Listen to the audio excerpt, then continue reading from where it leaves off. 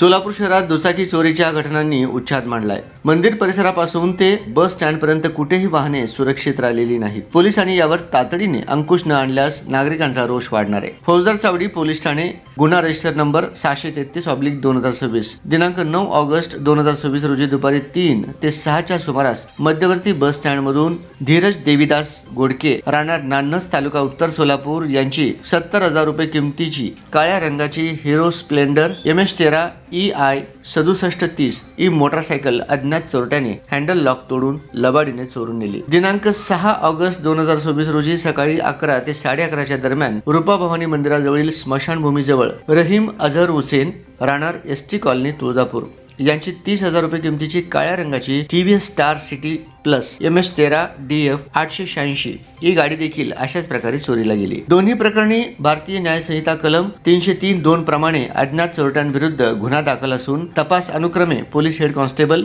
कसबे आणि head constable Sartape हे करत आहेत।